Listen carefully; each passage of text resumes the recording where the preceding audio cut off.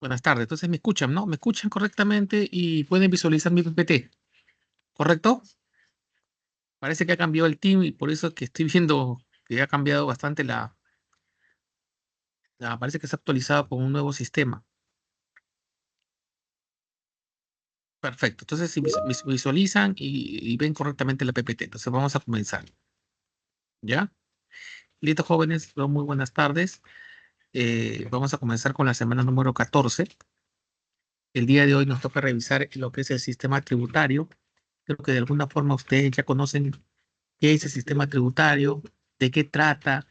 Básicamente habla de todo lo que son tributos, ¿no? Todo lo que son tributos en realidad, ¿no? Los tributos que son, obviamente, desembolso de dinero que se realiza por parte de los ciudadanos hacia el Estado, ¿no? Obviamente, este tipo de aporte que nosotros realizamos, las personas naturales, las personas jurídicas, se basan en una estructura, ¿no? Y este sistema tributario se basa en un código tributario y los tributos. Ya ustedes vamos a ver durante la sesión en los tributos, en qué se clasifican, ¿ya? Pero lo importante es que ustedes deben tener claro que los tributos básicamente son aportaciones que nosotros realizamos al Estado de forma obligatoria, ¿no? Básicamente. ¿Para qué son esos tributos? Obviamente para poder hacer todo lo que realizamos en el país, o sea, infraestructura, colegios, colegios, postas médicas, carreteras, puentes, canales de regadío, y todo lo que necesite la comunidad. Entonces, para eso sirven los tributos, pero obviamente se necesita un código tributario que debe velar por eso, ¿no? Entonces, vamos a ir avanzando poco a poco para explicarles, ¿no? ¿Qué elementos tiene? El sistema tributario tiene tres elementos muy importantes, que es la política tributaria, que eso le da a través del Estado, ¿no? A través del Estado, el Ministerio de Economía y Finanzas, en realidad, ¿no? Y el Congreso son los que dan leyes, ¿no? En materia tributaria, ¿no? ¿Qué quiere decir? Que pueden eh, implementar nuevos tributos o anular nuevos tributos, o modificarlos también, ¿no?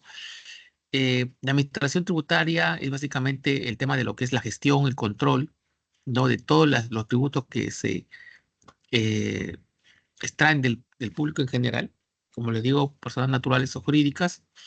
Y la administración tributaria está a cargo de la SUNAT en realidad, ¿no? Básicamente la SUNAT es el organismo que se encarga de la recaudación de todo tipo de tributos.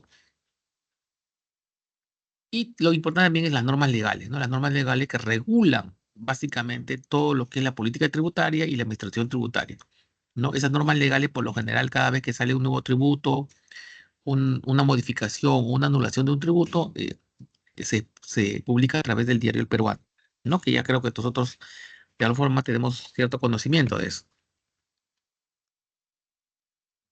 Entonces, ¿qué son los tributos? Como dijimos, los tributos son aportaciones obligatorias que realizan las empresas, o sea, las personas jurídicas y las personas naturales, en general los residentes de un país, no, básicamente se le da al Estado con la finalidad, obviamente, de poder invertir en lo que ya les había comentado, colegios, postas médicas, hospitales, ¿no?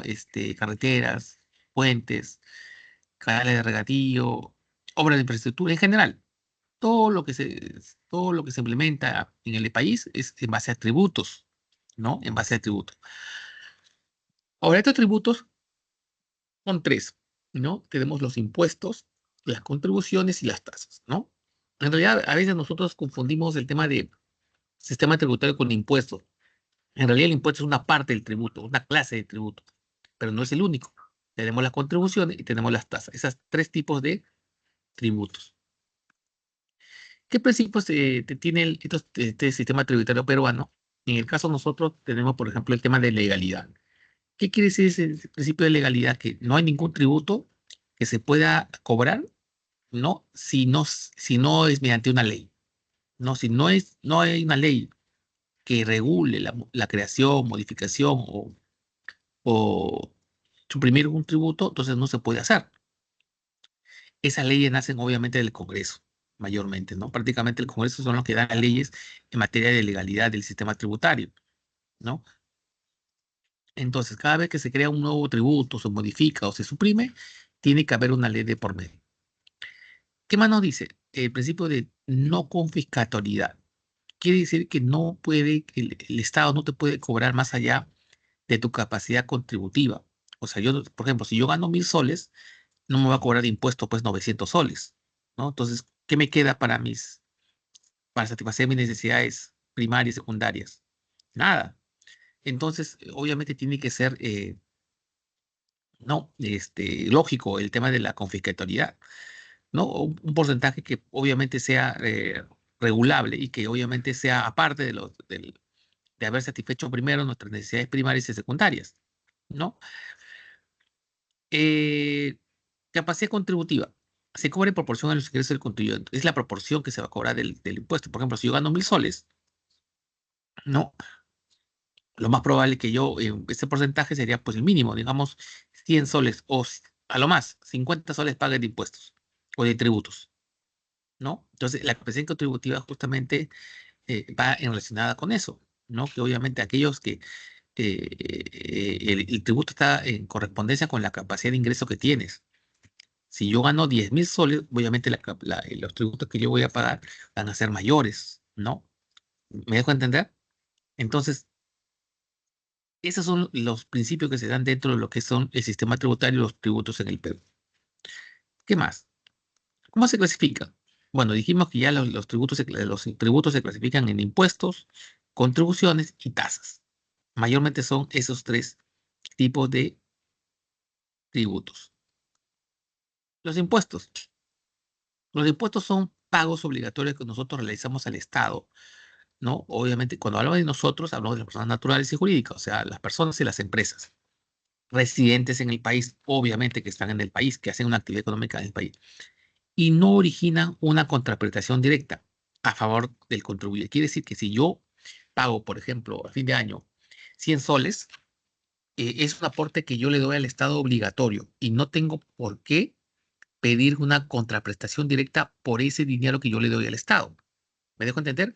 O sea, yo no voy a esperar que los 100 soles que yo doy como impuesto me llegue a mí en forma indirecta, por ejemplo, una pista, una carretera, o mejorar el alumbrado público, mejorar qué sé yo, ¿no? Entonces no va a haber una contraprestación del Estado directa, ¿ya? Esta clase de impuestos pueden ser impuestos directos o pueden ser impuestos indirectos, ¿no? Hablamos de un impuesto directo. Cuando hablamos de un impuesto directo específicamente, es básicamente cuando se va directamente a la actividad económica que realiza una persona o una empresa, ¿no? Básicamente el ingreso que genera por una actividad económica, ¿no? ¿Me dejo entender? Este tipo de impuesto puede ser el impuesto a la renta o el impuesto predial, básicamente, ¿no? Todo lo que es impuesto directo es básicamente asociado a lo que es el patrimonio, el ingreso que tienes por algún tipo de negocio directamente, ¿no? Cuando hablamos de un impuesto indirecto, ¿no? Son los que afectan a una persona en particular, natural o jurídica, ¿no? Con la participación de terceros. ¿Qué quiere decir esto? Un impuesto indirecto, por ejemplo, sería el IGB, ¿no? ¿Qué es el IGB? Es el impuesto general a las ventas. Pero ¿cómo sería un impuesto indirecto? ¿Por qué? Porque la persona que lo cobra no va directamente ese impuesto a él, sino va al Estado. Por ejemplo, si yo tengo una actividad económica, por ejemplo, vendo un producto, el 18% de ese producto se va a ir al Estado. Pero el Estado no lo cobra directamente, lo cobro yo como empresa y después lo declaro al final del periodo, del mes, a la SUNAT. Ese dinero no se queda conmigo, sino va directamente al Estado. No, ese es un impuesto indirecto, pero ese impuesto se da por la venta del producto o servicio que ofrece esa empresa, no por el producto o servicio que ofrece esa empresa. ¿Me dejo entender? ¿No? Ese es el impuesto indirecto. ¿Ok? ¿Qué más? ¿Qué impuestos indirectos tenemos? ¿No? En impuestos directos tenemos el impuesto a la renta. Ese impuesto a la renta está dividido en cinco clases de impuestos. El primero sería los impuestos de renta de primera categoría. ¿Qué quiere decir los impuestos de renta de categoría? Aquellos impuestos que nosotros, como personas naturales o jurídicas, tenemos que pagar al Estado, pero por el alquiler de algún mueble, de un bien mueble que yo tenga. Bien inmueble o bien mueble. Por ejemplo, yo tengo mi casa, ¿no? Y quiero alquilar un cuarto. Al alquilar un cuarto o arrendar un cuarto, estoy generando un ingreso para mí.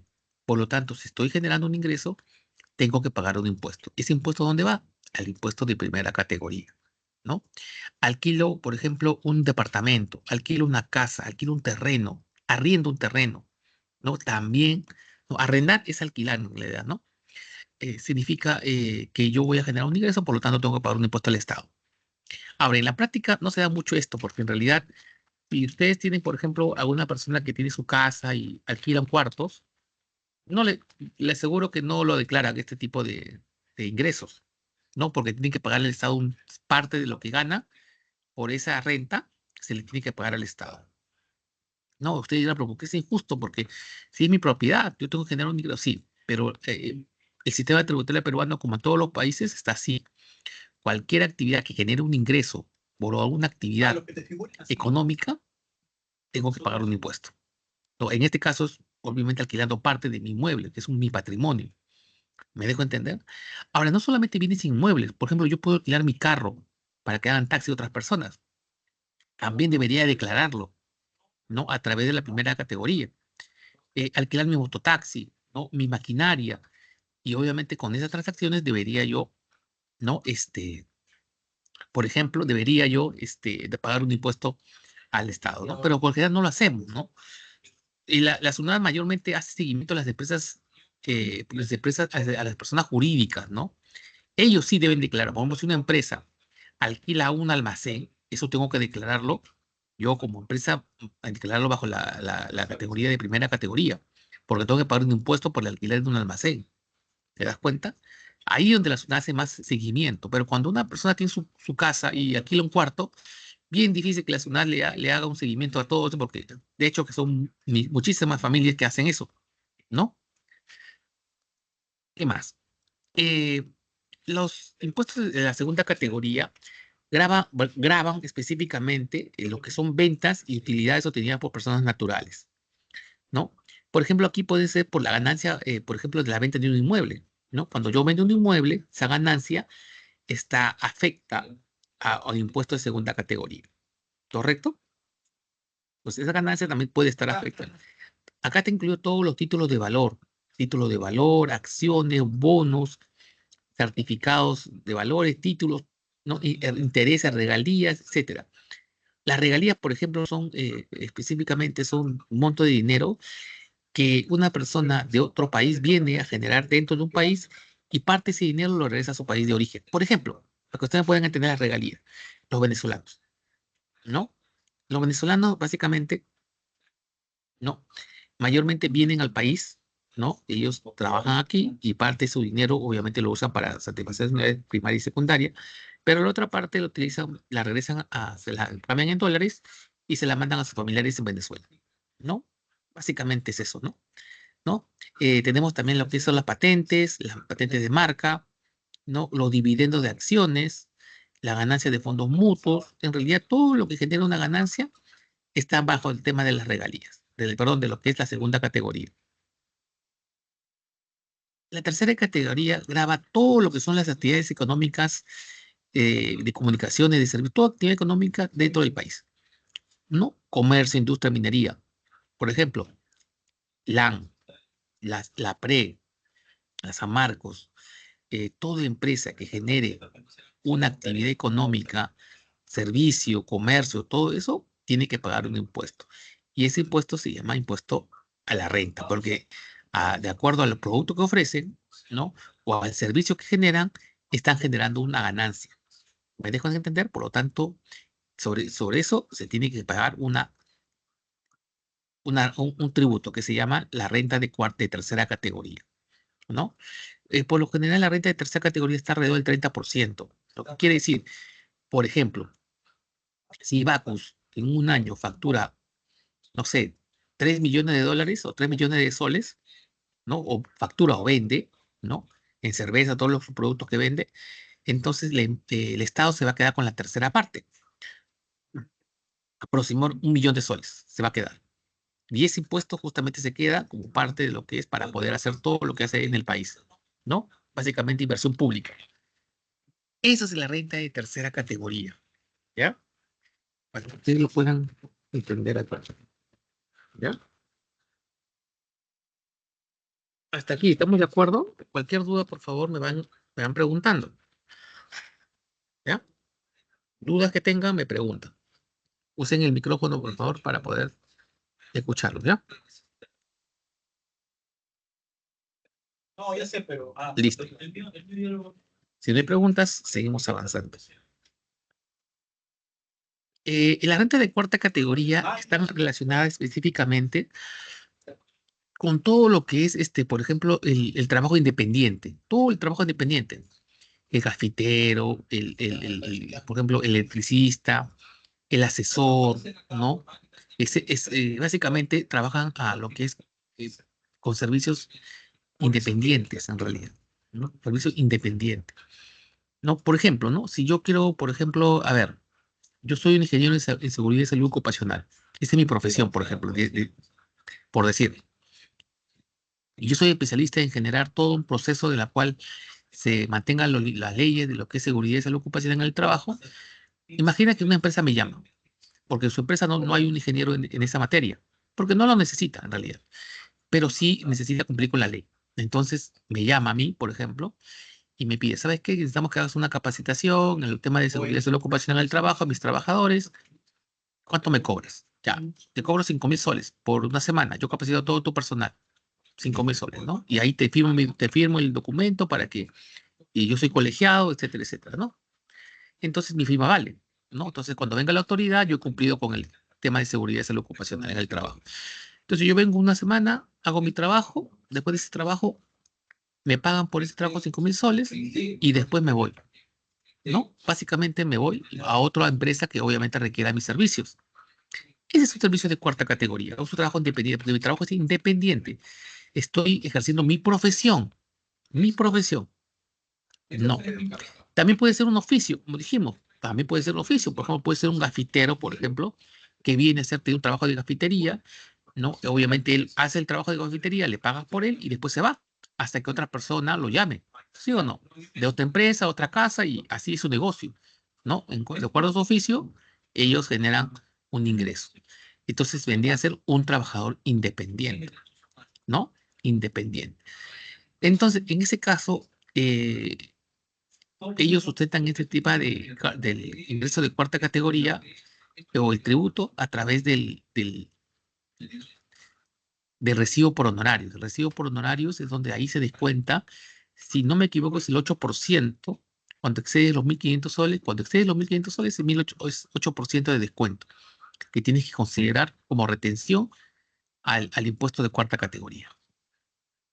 ¿Me das cuenta? Entonces, todo lo que sea trabajo dependiente está dentro de lo que es la cuarta categoría. El último, el trabajo independiente está relacionado específicamente a aquellas personas que, como dice su nombre, tienen un trabajo dependiente, o sea, que dependen de un empleador, ¿no? Tienen un horario fijo, por lo general es 8 horas por día, de lunes a viernes, tienen vacaciones, gozan de lo que es el aporte del FP, gozan de lo que es el impuesto, asignación familiar, gozan lo que es gratificaciones, CTS, etcétera, etcétera, etcétera.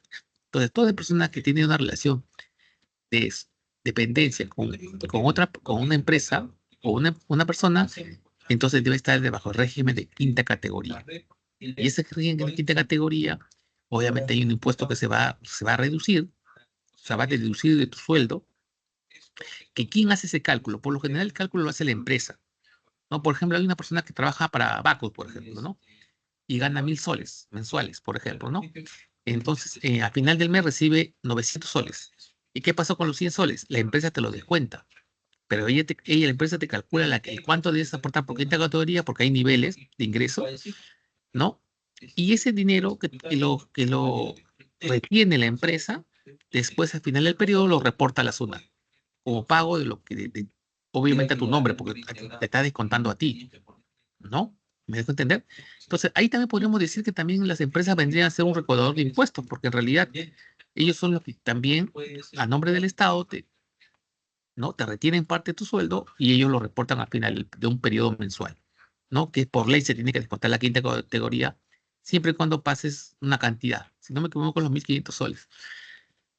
No, Esos son en realidad, en forma muy breve, todo lo que es el impuesto, los impuestos directos, ¿no? Los impuestos directos, ¿ya? No sé si tienen alguna pregunta hasta acá para seguir avanzando. ¿Alguna? Ya. Entonces vamos a seguir avanzando con lo que tenemos aquí.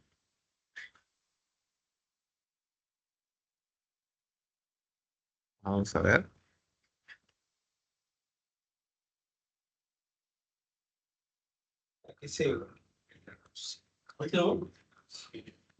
Vamos a ver.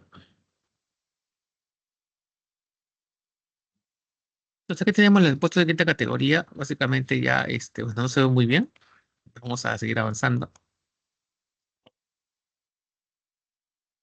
Ah, perfecto. Vamos a ver si podemos ver un videito. A ver, atento, por favor, jóvenes. A ver si se puede ver. Me avisa si se puede escuchar o no. ¿Ah? Hola, bienvenidos.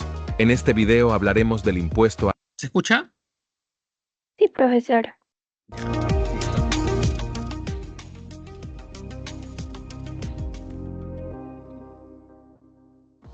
¿Qué es el impuesto a la renta? Se trata del impuesto que se debe pagar por todos los ingresos que recibimos, ya sea que se trate de renta de trabajo o renta de capital. Entonces, si actualmente llevas a cabo cualquier actividad que te brinda una fuente de ingresos, estás obligado a pagar impuestos. Las categorías se dividen en 3 rentas. Rentas de capital, rentas empresariales, rentas de trabajo. Rentas de capital. Está la primera y segunda categoría.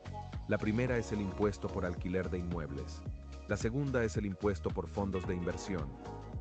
Rentas empresariales. Está la renta de tercera categoría. Es el impuesto por actividades empresariales. Rentas de trabajo. Está la cuarta y quinta categoría. La cuarta es el impuesto por trabajo independiente y la quinta es el impuesto por trabajo dependiente. Categorías del impuesto a la renta. Impuesto de primera categoría. Alquiler de inmuebles. Es el alquiler de predios, subarrendamiento de predios, mejoras en un inmueble, cesión de bienes y cesión gratuita de predios. En esta categoría más se basa al impuesto de renta por alquileres, ya sea una casa, vehículo y otros alquileres. Impuesto de segunda categoría. Fondos de inversión. Ingresos por la venta de un inmueble, venta de acciones, intereses obtenidos por préstamos de dinero, regalías, cesión de derechos y otros. Esta es similar a la renta de primera categoría en el sentido que ambas se establecen en base a los ingresos que obtiene una persona a través de los bienes de los que dispone. Impuesto de tercera categoría. Actividad empresarial. Comprende los ingresos obtenidos por personas naturales y jurídicas por motivo de actividades empresariales.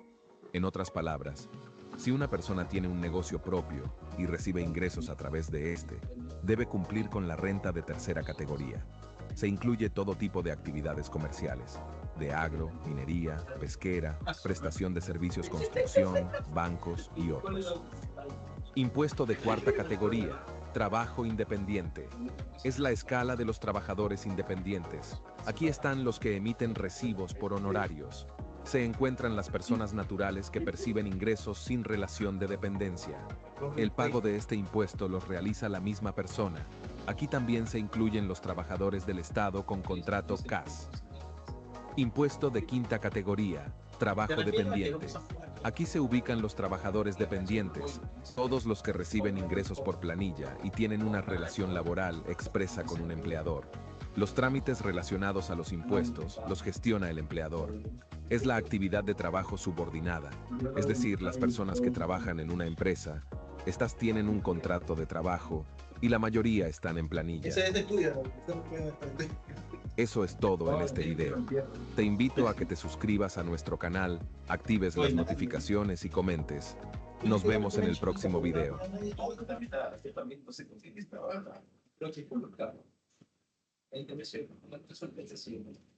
Esto, joven, espero que haya quedado claro con este punto de lo que es el primer impuesto a la renta, que está dividido en 5 tipos de impuestos. Ahora tenemos otro impuesto, que es el impuesto predial. ustedes ya lo conocen en realidad, sino que a veces ustedes lo conocen con otro nombre, ¿no?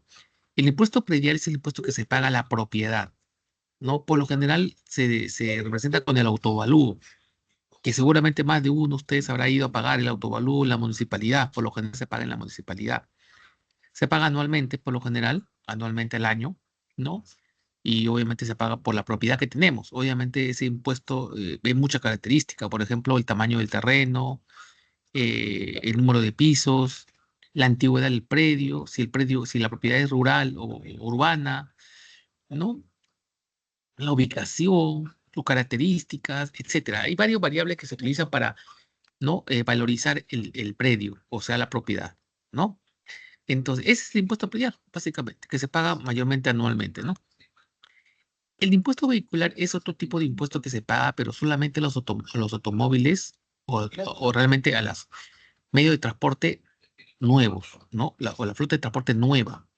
¿Qué quiere decir nueva? Por ejemplo, si yo me compro hoy día un carro, un último modelo, así, del año, yo voy a pagar ese impuesto por los 3 años siguientes. O sea, si lo compré en 2024, entonces recién voy a pagar 2025, 2026, 2027. Por 3 años voy a pagar, ¿no? Ese impuesto. Y por lo general, el valor es entre 1 y 1,5% del valor del vehículo. Por ejemplo, si ese vehículo que ustedes ven en la foto me costó $10,000, yo voy a pagar el 1 o 1,5%, más o menos $150 al año, a partir de 2025, ¿no? Entonces, pagaría 150, más o menos 500 soles, se divide en 4 partes, 100 y tantos soles por cada trimestre, ¿ya? Se pagan 4 armadas en un año, se divide en 4 armadas. Lo puedes pagar también anuales, también lo puedes pagar, pero lo puedes dividir hasta 4 partes. Entonces, ese es el impuesto vehicular, ¿no? Solamente los autos nuevos que tengan a lo más, 3 años, ¿no? 3 años. ¿Me dejo entender? Ya a partir del 4 año ya no pagas el impuesto predial, no, el impuesto vehicular, perdón, pero sí pagas ya otro tipo de impuesto que se llama, bueno, no se llama impuesto, ¿no? Sino se llama la revisión técnica, que es obviamente un desembolso que uno realiza para que el Estado te solicita para que vea que tu movilidad o tu carro esté en óptimas condiciones, ¿no? Ya no es un impuesto, pero sí es un monto operativo que se tiene que pagar a partir del 4 año, ¿no? Los primeros 3 años no pagas, siendo como el auto es nuevo, obviamente no vas a pagar, pues, revisión técnica, ¿no? Y el último impuesto directo que vamos a ver es el impuesto de alcabala. El impuesto de alcabala es el impuesto que se aplica a todo lo que son transferencias de bienes inmuebles. Por ejemplo, si yo tengo mi departamento y quiero venderlo, ¿no? Quiero venderlo, no sé, en $100,000, ¿no?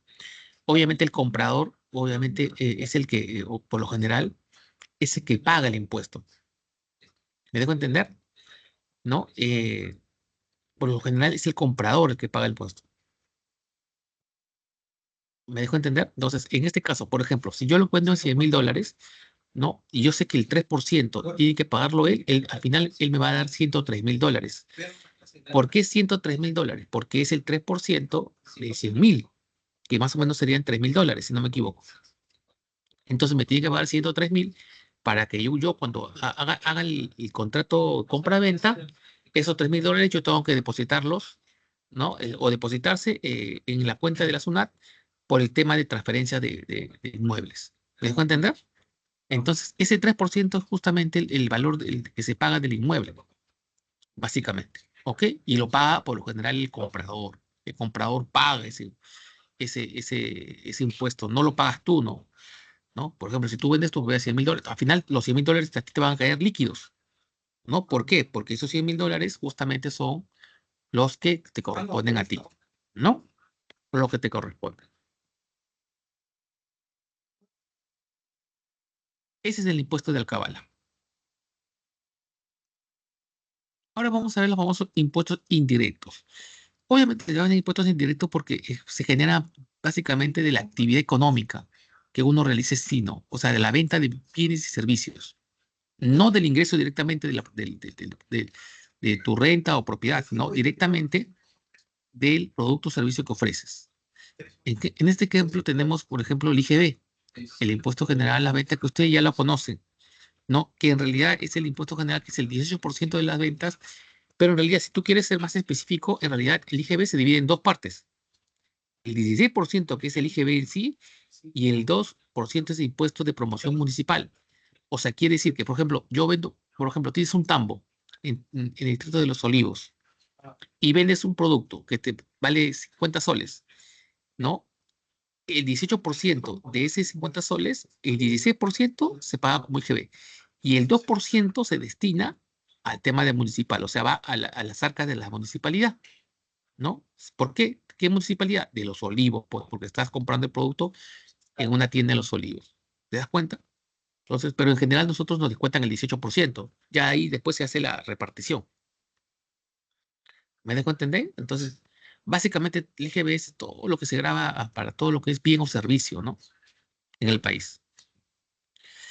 El otro impuesto es el famoso impuesto selectivo al consumo.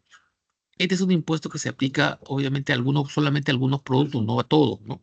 Por lo general, son aquellos productos que son de lujo o prescindibles, ¿no? Cuando hablamos de prescindibles es que obviamente no los necesitamos con urgencia o no son vitales para la sobrevivencia del ser humano, ¿no? Entonces lo consideramos como productos prescindibles o de lujo. Por ejemplo, la cerveza es claramente un producto de lujo, ¿no? Por lo tanto, se aplica el impuesto selectivo al consumo.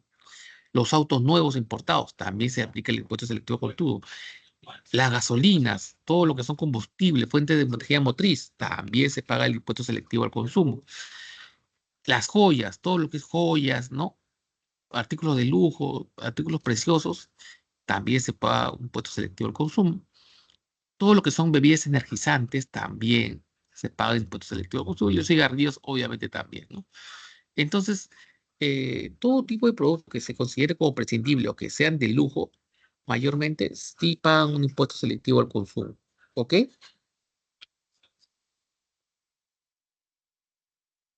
El arancel. El arancel es el impuesto que se paga a los bienes que vienen del extranjero, o sea, todas las importaciones que vienen del extranjero.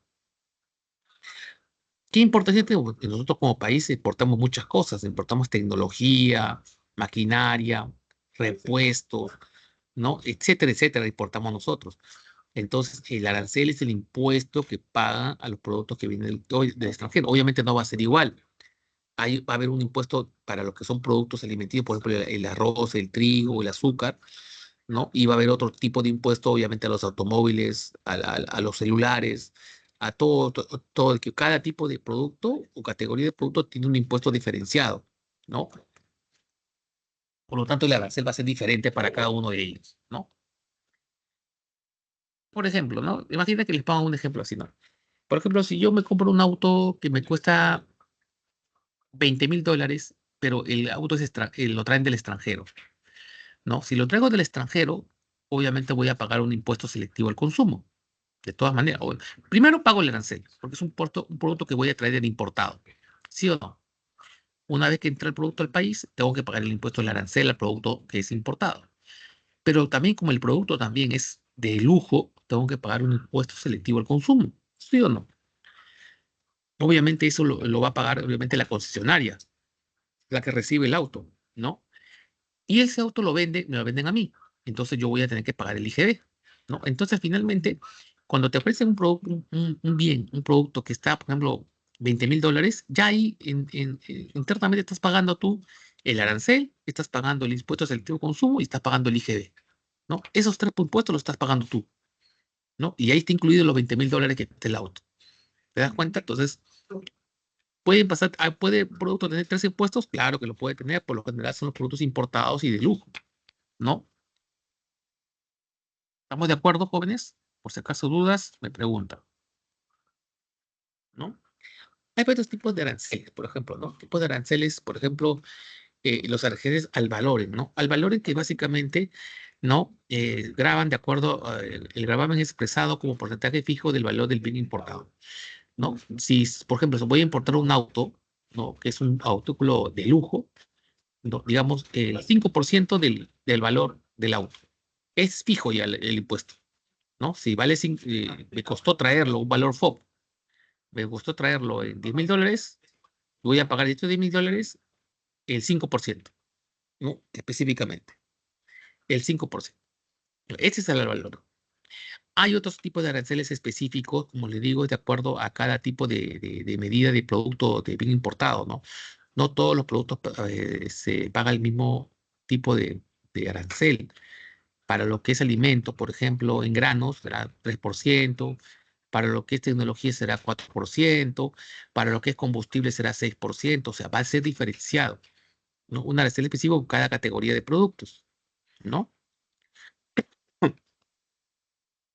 Y el arancel mixto, obviamente, hace una mezcla de los dos, ¿no? De un arancel valor y uso específico, ¿no? Acá les dejo, por ejemplo, un ejemplito de lo que es el tema de lo que es que es el impuesto selectivo al consumo, que ya más o menos les hemos dicho, ¿no? Que es un producto que mayormente son prescindibles y por lo general son de alto valor y que son básicamente que no expresan lujo mayormente, ¿no? Las contribuciones. Las contribuciones básicamente es un tipo de impuesto, de producto de tributo, también es obligatorio, pero ¿cuál es la diferencia? Que sí genera una contraprestación, que sí genera una contraprestación del Estado con la persona que genera o aporta este tributo. Esa es la diferencia entre el impuesto. El impuesto es un pago obligatorio al Estado que no genera una contraprestación del Estado hacia mí, ¿correcto? O sea, una vez que pago el impuesto ya lo perdí, pues, ¿no? Ya el Estado lo verá en qué lo invierte. Pero la contribución no. La contribución sí es un tributo que se paga y que sí genera una contraprestación con el usuario, con el que aportó el tributo. Por ejemplo, tenemos ahí salud, ¿no? Si bien es salud, ahora a las personas no les, ya anteriormente se les descontaba de salud a los empleados, pero ahora ya no. Ahora el empleador es el que paga el total del impuesto de salud, que es el 9% del sueldo. A ti no te descuentan nada, le van a descontar a la empresa, ¿no? Por ejemplo, tú ganas 1.000 soles, el 9%, que sería 90 soles, lo paga la empresa. Tú no pagas nada, la paga la empresa por ti. Entonces paga la empresa al Estado, hay salud, y el salud como contraprestación te va a dar el servicio pues de atenderte pues para una operación, una consulta, todo el tema de lo que es el tema de hospitalario, ¿correcto? Entonces ahí tienes una contraprestación. La ONP también, tú te descuentan a ti, por ejemplo, de tu sueldo el 13%. Ahí sí te descuentan a ti. ¿No? En el tema de lo que es la Oficina de Normalización Previsional, o sea, el Sistema Nacional de Pensiones, que es paralelo a los que son las AFPs, ¿no? Te descuentan 3% y al final del periodo ese dinero te lo van a devolver, ¿no? Te lo van a devolver para cuál sería el servicio, la contraprestación, que mensualmente te van a pagar ese dinero hasta hasta el final de tus días. Porque la ONP, lo bueno es que te siguen pagando tu sueldo o tu jubilación, pero hasta que te mueras, ¿no? No así en las FP. En las FP hasta que se te acabe, hasta que se te acabe el monto de dinero que has ahorrado. Después ya no, ¿no? Pero en las AFP, en el Sistema Nacional de Pensiones es hasta que te mueras, ¿no? Hasta que el final de tus días. También Sensico y Senati también le aportan, pero esto, como le digo, no lo aportan. Esto lo aporta específicamente la empresa. Y en realidad los dos, ¿no? Sensico y Senati ya no nosotros lo aportamos como empleados, lo aporta la empresa, ¿no? ¿Y cuál es la contraprestación? Que, por ejemplo, si yo quiero matricular a uno de mis hijos en Sensico o Senati, tengo descuento, por ejemplo, ¿no? ¿Por qué? Porque mi empresa está aportando al Estado y me va a devolver una contraprestación a través del tema educativo que da Sensico y Senati. ¿Me dejo entender? Entonces, justamente por eso son la diferencia entre contribución y los impuestos. El otro punto también importante son las tasas. Las tasas básicamente es un tributo obligatorio, obviamente, pero que genera el Estado por una contraprestación eh, que el Estado ofrece, pero en forma individual. Por ejemplo, ¿no? Los arbitrios. Los arbitrios es claramente una tasa. ¿Por qué? Porque es una contraprestación que el Estado, que yo es un pago obligatorio que yo le doy al Estado. ¿Para qué? Para que ellos me devuelvan ese dinero, pero mediante un servicio individualizado. Por ejemplo, el arbitrio es claramente eso. Yo cada año pago mi arbitrio municipal o lo hago en 4 partes en el año. ¿Por qué? Porque pagando ese impuesto o esa tasa, perdón, el Estado, ¿cómo me lo devuelve? Dando un servicio individualizado de recoger basura, por ejemplo. Recoger todo lo que es basura, limpieza pública, barrido de calle, etcétera, etcétera. Esa es la contraprestación que te da el Estado, ¿no? También pueden ser los derechos. Los derechos son obviamente aquel servicio que tú solicitas al Estado en forma individualizada. Por ejemplo, tú quieres renovar tu DNI o sacar por primera vez tu DNI, tu pasaporte, tu acta de matrimonio, tu acta de función, tu acta de divorcio, tu partida de nacimiento. Son básicamente documentos que te ofrece ese servicio el Estado, ¿no? A través de las municipalidades, ¿no? Entonces, obviamente, pero para eso tienes que hacer un pago. Ese pago se llama tasa, ¿no? ¿Me dejo entender? Se llama tasa. Y la licencia también. La licencia de funcionamiento, ¿qué son? Por ejemplo, si yo quiero poner un negocio en mi casa o cerca de o cerca de una avenida, un lugar, por ejemplo, quiero poner una lavandería, yo tengo que, para poner esa lavandería, tengo que tener autorización de la municipalidad, ¿sí o no? Esa autorización municipal se llama licencia de funcionamiento. Quiero poner una bodega, quiero poner una botica, quiero poner una farmacia, quiero poner, no sé, un comedor, un restaurante. Tengo que tener una licencia de funcionamiento y tiene que pasar por una inspección de la municipalidad, ¿no? ¿Me dejo entender? Y ese es básicamente, ese monto se tiene que pagar a las municipalidades y esa es la tasa que estamos indicando, ¿no? Que se renueva cada año, si no me equivoco. Y ahora vamos a evaluar lo que es la base tributaria, ¿no? La base tributaria es básicamente todos los ingresos que tú tienes, ¿no? Todos los ingresos que tú tienes en un año, por ejemplo, ¿no? Por ejemplo, si yo gano 1.000 soles mensuales, al año, ¿cuántos ingresos tendré? 12.000 soles, ¿sí o no? 12.000 soles, ¿por qué? Porque cada mes gano 1.000 soles, por lo tanto, al año voy a tener ingresos 12.000, por decir. Esa es mi base tributaria. Todos los ingresos que yo tenga en un año. Ahora, ese es porque estoy trabajando en una empresa dependiente, pero puedo tener trabajos independientes también. Y eso también se genera a través de un ingreso. Y eso lo sustento ese ingreso con el recibo pro honorario a través de la que es renta de por cuarta categoría, ¿no? Entonces, todo ingreso que yo tenga se tiene que sustentar y esa es la base tributaria de la persona, ¿no? Entonces, lo importante es obviamente declarar lo que corresponde, cuántos tus ingresos totales, ¿no? La presión tributaria es un indicador que básicamente mide la capacidad que tiene el Estado de poder, ¿cómo es la palabra? Recaudar impuestos o tributos, ¿no? ¿Y contra quién la compara? Contra el Producto Bruto Interno. ¿Y qué es el Producto Bruto Interno? El Producto Bruto Interno es básicamente una valorización monetaria de los bienes y servicios finales producidos por un país. Por ejemplo, para que me entiendan un poco ustedes, si yo tengo un emprendimiento, yo produzco mascarillas, ¿no? O protectores faciales, estoy produciendo un producto. Por lo tanto, al producir este producto, estoy vendiéndolo y voy a tener un ingreso. Ese ingreso que genero es el Producto Bruto Interno, ¿no?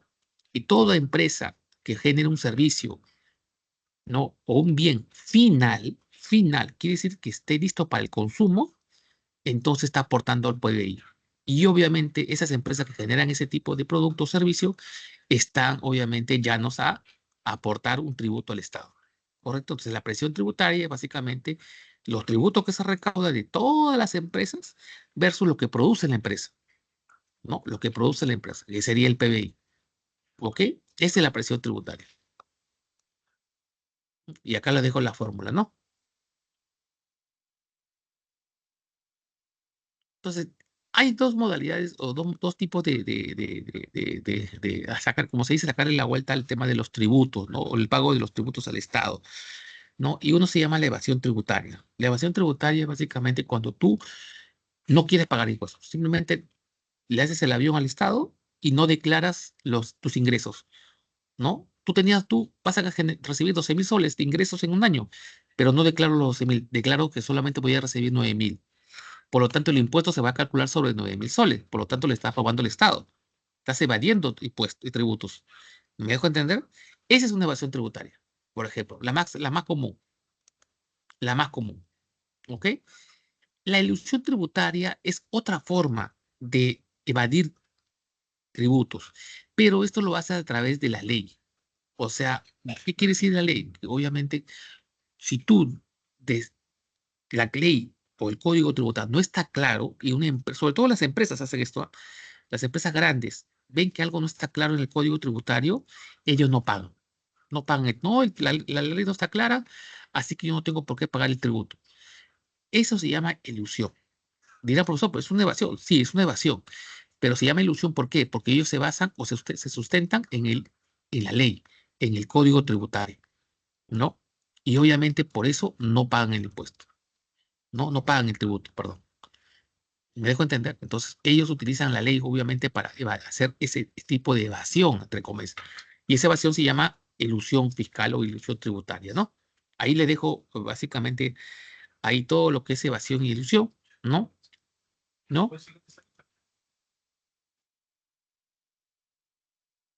¿Qué más? La exoneración tributaria es otra forma la exoneración tributaria es básicamente una práctica que realiza el Estado con la finalidad de poder ayudar a ciertas personas o zonas que puedan generar crecimiento. Por ejemplo, ¿no? La zona de la selva, por ejemplo, está exonerada de lo que es el pago del IGB. ¿Por qué la selva o la zona de la selva está exonerada del pago del IGB? Porque buscan que es una zona donde todavía está en crecimiento, buscan que se desarrolle la actividad económica, por lo tanto, si le vas a cobrar un impuesto de 18%, pues vas a matar la industria ya. Entonces lo que hacen es, el Estado genera una exoneración tributaria a todo lo que es la selva, y si tú vas a comprar un producto de la selva, no pagas IGB, te lo venden tal cual al costo, ¿no? Además, los vouchers salen al costo nada más, no te cobran el 18%, ¿no? Otro tipo de exoneración tributaria también puede ser también a las personas también, ¿no?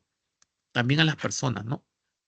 A las personas cuando, por ejemplo, eh, a las personas que, por ejemplo, una exoneración tributaria puede ser las personas que tengan mayores de edad, que más de 65 años no pagan impuestos. Por ejemplo, si tienes, por ejemplo, una persona tiene una casa y tiene más de 65 años, no pagas el impuesto predial, o el mínimo, si no me equivoco, pagas. ¿Por qué? Porque tienes una exoneración tributaria por ser personas adultos mayores, ¿no? Este también es un tipo de exoneración que el Estado también ha facultado, ¿no? Y acá, bueno, acá les dejo un poco más del tema de la ilusión tributaria, ¿no? Cómo las empresas utilizan este tipo de figura para evitar pagar tributos, ¿no? Y es una forma también de quitarle pues, dinero al Estado, ¿no?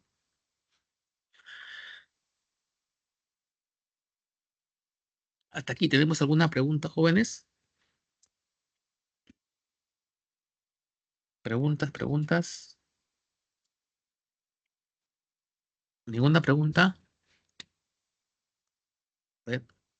Bueno, acá en el año 2023, aquí tenemos una infografía donde nos puede decir pues que en el año 2023 la recaudación financiera ascendió a 147.246 millones de soles, ¿no? ¿Ok? En ese caso, obviamente, es una gran cantidad, pero si nosotros lo comparamos con respecto al PBI, si no me equivoco, está alrededor del 14%. 14% que es muy bajo, ¿no? En recaudación tributaria. Debería estar más del 20%.